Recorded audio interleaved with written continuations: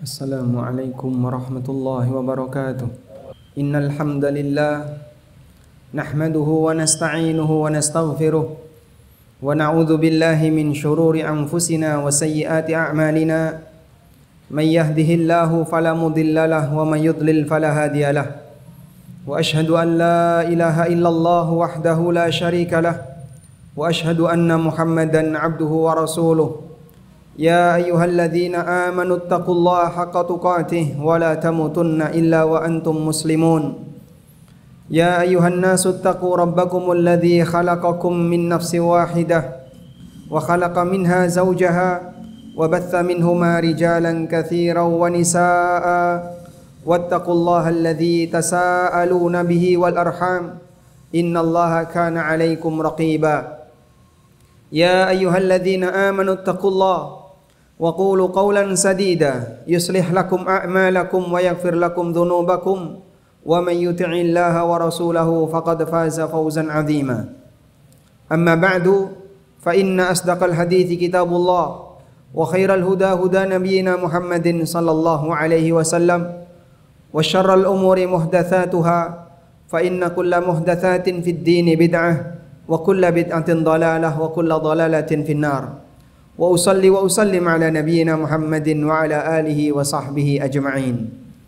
Hadirin jamaah Jumat yang dimuliakan Allah. Islam sangat perhatian dengan aneka perbuatan berkaitan interaksi manusia dengan sesama. Bahkan Rasulullah sallallahu alaihi wasallam mendefinisikan muslim sebagai orang yang tidak pernah mengganggu muslim yang lain. Sebagaimana disebutkan dalam hadis yang diriwayatkan oleh Bukhari Muslim dari sahabat Abdullah bin Amr radhiyallahu anhuma, Rasulullah sallallahu alaihi wasallam bersabda, "Al-muslimu man salimal muslimuna min lisanihi wa yadihi." Definisi seorang muslim adalah orang yang di mana muslim yang lain selamat dari gangguan lisan dan tangannya. Karena itu Nabi sallallahu alaihi wasallam menyebut, tindakan menghindarkan gangguan dari orang lain sebagai bagian dari iman. Karena salah satu di antara pengaruh dari iman seorang hamba, dia akan berusaha untuk melakukan perbuatan yang menyebabkan dirinya tidak mengganggu orang lain, sebab dia tahu konsekuensinya kelak di yaumil qiyamah. Sebagaimana yang disebutkan dalam hadis dari Abu Hurairah radhiyallahu anhu yang diriwayatkan oleh Muslim, Nabi sallallahu alaihi wasallam menjelaskan tentang cabang-cabang iman. Beliau bersabda, "Al-imanu bid'un wa sab'una syu'bah. A'laha la ilaha illallah wa adnaha imatatul adha 'anit tariq." Iman itu ada 70 sekian cabang. Yang paling atas adalah ikrar la ilaha illallah. Sementara cabang yang paling bawah adalah menyingkirkan gangguan di jalan. Kita bisa lihat jamaah di belakang Allah. Nabi sallallahu alaihi wasallam menaruh cabang iman yang paling rendah, cabang iman yang paling bawah adalah menyingkirkan gangguan dari jalan. Bagaimana dengan orang yang memasang gangguan di jalan? Jika menyingkirkan gangguan dari jalan itu bagian dari cabang iman, berarti orang yang sengaja memasang gangguan dari jalan bertentangan dengan cabang semacam ini. Karena itu hadirin makan Allah, kesolehan pribadi akan selalu dihiasi dengan kesolehan sosial. Demikianlah orang soleh yang sejati. Seorang sahabat tanya kepada Nabi sallallahu alaihi wasallam, "Ya Rasulullah, kami punya tetangga seorang ibu-ibu. Wa dzukira min siyamiha wa qiyamiha wa salatiha."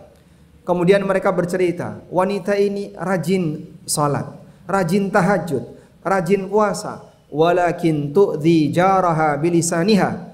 Tapi sayangnya wanita ini suka menyakiti tetangganya dengan lisannya. Kita tahu namanya wanita, kemampuannya hanya bisa menyakiti dengan lisan. Apa kata Nabi sallallahu alaihi wasallam? Hiya finnar. Wanita semacam ini ada di neraka. Dalam riwayat yang lain Rasulullah SAW mengatakan la khaira fiha, tidak ada nilai baik untuk wanita semacam ini. Anda bisa lihat bagaimana amal soleh orang ini yang sifatnya pribadi, semacam puasa, salat dan seterusnya, dianulir oleh Rasulullah SAW. Dan bahkan beliau dianggap sebagai, orang ini dianggap sebagai wanita penghuni neraka disebabkan karena dia suka ganggu orang lain, baik dengan gangguan lisan apalagi dengan gangguan yang lainnya. Karena itulah jamaah di belakang Allah, kita perlu perhatikan bahwa orang mukmin adalah orang yang selalu berusaha Kalaupun minimal dia tidak bisa menyebar kebaikan, minimal dia tidak ganggu orang lain. Bahkan Nabi SAW juga bersabda dalam hadis dari Abu Barzah Al-Aslami, Nadlah bin Ubaid, beliau mengatakan, imtil adha 'anil tariq fa innahu laka sadaqah. Singkirkan gangguan dari jalan, karena praktek semacam ini termasuk bagian dari sedekah untukmu. Hadis riwayat Bukhari dalam Adabul Mufrad. Bagaimana Nabi SAW menyebut bahwa ketika orang menghindarkan gangguan dari jalan sebagai bagian dari sedekah untuk orang yang lewat, meskipun dia tidak harus mengeluarkan harta sepeser pun untuk kegiatan sosial, tapi ketika dia menyingkirkan gangguan sehingga membuat orang lain nyaman ketika dia melintasi jalan itu, disebut oleh Rasulullah SAW sebagai bagian dari sedekah. Kita berharap kepada Allah Subhanahu wa taala, semoga Allah memberikan kita akhlak yang mulia, akhlak yang baik. Salah satunya adalah bagaimana kita berinteraksi dengan orang lain semaksimal yang bisa kita lakukan. Meskipun ada potensi fujur dalam diri kita, ada potensi jahat dalam diri kita, sebagaimana yang Allah tegaskan dalam Al-Quran, fa'alhamaha fujuraha wa taqwaha. Dalam diri manusia diilhamkan ada sifat fujur dan sifat takwa. Kita berupaya untuk melatih agar bisa memiliki akhlak yang baik, dan akhlak itu bisa dipelajari. Rasulullah SAW menyebutkan beberapa akhlak yang mulia. Di antaranya beliau mengatakan, wa may yatasabbar yusabbirhullah. Siapa yang berlatih sabar, Allah akan jadikan dia sebagai penyabar. Nabi SAW juga bersabda, innamal hilmu bittahallum. Orang bisa berlemah lembut karena dia berlatih untuk memiliki sifat lemah lembut. Sehingga kita yang memiliki potensi baik dan buruk, tinggal selanjutnya Anda mau mengupayakan untuk jadi orang yang seperti apa? Apakah ingin jadi orang yang lebih dominan potensi baik ataukah potensi buruk? Dan semuanya itu bisa dipelajari. Demikian sebagai khutbah yang pertama, semoga bermanfaat. Aqulu qawli hadza wa astaghfirullah. Alhamdulillahi wa kafa, wassalatu wassalamu ala rasulil mustafa wa ala alihi wa sahbihi wa mawalah. Wa ashhadu an la ilaha illallah wahdahu la syarika lah, wa ashhadu anna Muhammadan abduhu wa rasuluh. Ya ayyuhalladzina amanu taqullaha haqqa tuqatih wa la tamutunna illa wa antum muslimun. Jamaah yang dimuliakan Allah, Rasulullah SAW pernah bersumpah. Dalam sumpah itu beliau menyebutkan ada orang yang tidak beriman. Kata beliau, wallahi la yu'min, wallahi la yu'min, wallahi la yu'min.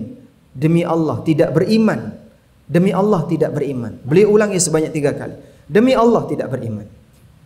Sampai para sahabat penasaran, manhum ya Rasulullah, siapakah orang yang Anda sebut sebagai orang yang tidak beriman itu ya Rasulullah? Lalu Nabi SAW mengatakan, man la ya'manu jaruhu bawa'iqah. Manusia di mana tetangganya tidak bisa merasa aman dari gangguannya. Orang yang di mana orang lain tidak bisa merasa aman dari gangguannya.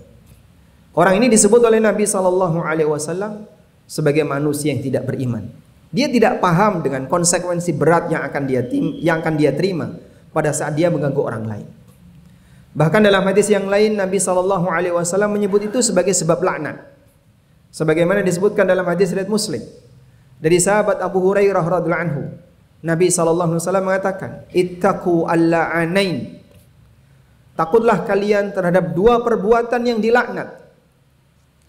Maka para sahabat bertanya, wa mal la'anan ya Rasulullah? Apa yang dimaksud dengan 2 perbuatan yang dilaknat, yang dikutuk itu ya Rasulullah?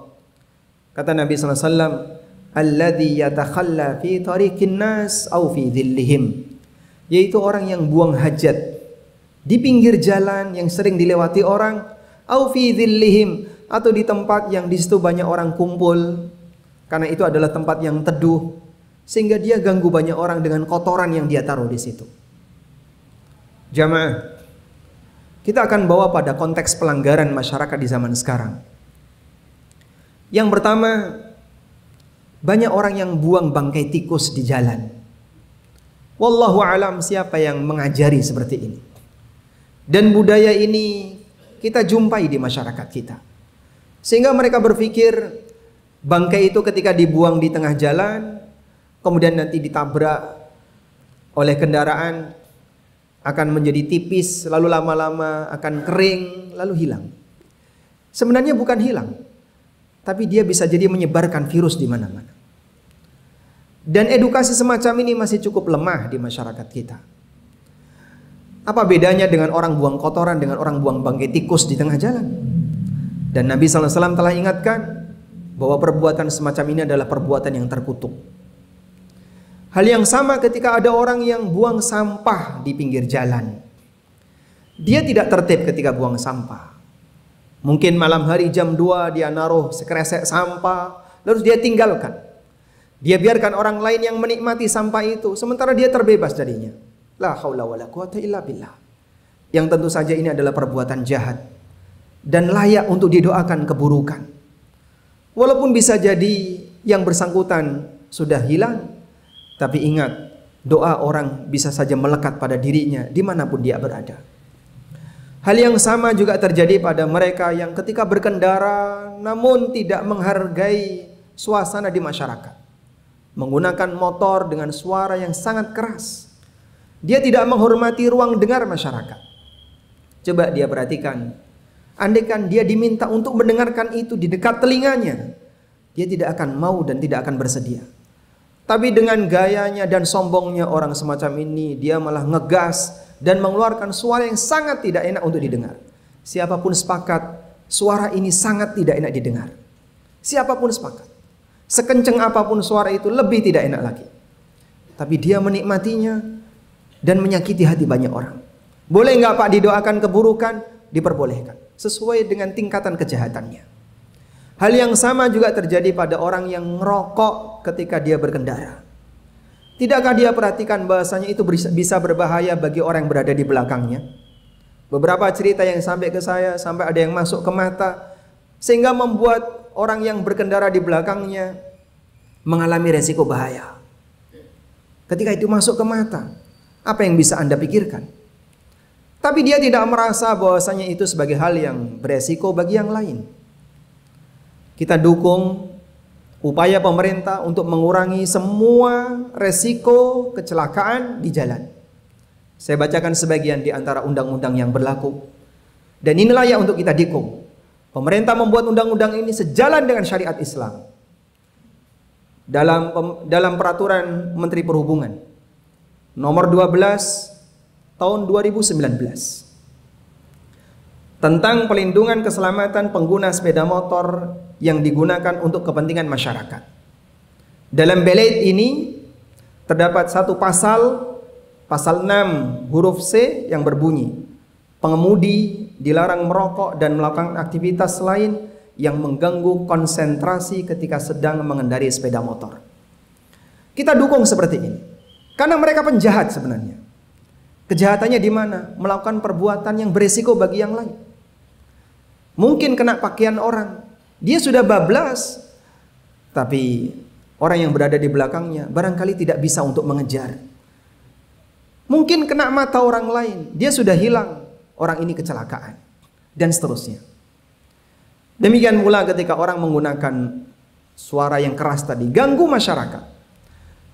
Sehingga jamaah, manusia-manusia semacam ini, kalaupun kita terapkan hadis yang tadi dibacakan oleh Nabi SAW kepada mereka, tidak jauh. Karena mereka lah manusia pengganggu yang ada di lingkungan kita. Kita mohon kepada Allah Subhanahu wa Ta'ala, semoga Allah memberikan kesadaran bagi kaum muslimin akan pentingnya keselamatan. Karena syariat ini sayang kepada umat, dan kita harus sayang kepada diri kita sendiri dan lingkungan. Kalaupun kamu tidak bisa memberi manfaat, setidaknya kamu jangan ganggu orang lain. Sebab jika sudah tidak ngasih manfaat, tapi justru kehadiran orang ini adalah pengganggu, tak ubahnya seperti sampah di masyarakat. Allahumma salli ala Muhammad wa ala ali Muhammad kama sallaita ala Ibrahim wa ala ali Ibrahim innaka Hamidum Majid.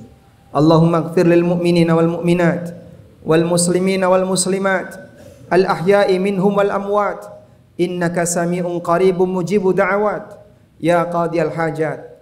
Rabbana ighfir lana wa li ikhwanina alladhina sabaquna bil iman wa la taj'al fi qulubina ghillan lil ladzina amanu rabbana innaka ra'ufur rahim. Rabbana hab lana min azwajina wa dhurriyyatina qurrata a'yun waj'alna lil muttaqina imama. Rabbana atina fid dunya hasanah wa fil akhirati hasanah wa qina adzabannar. Wa sallallahu ala nabiyyina Muhammadin wa ala alihi wa sahbihi wa sallam. Wa akhiru da'wana anil hamdulillahi rabbil alamin wa qumu ila salatikum.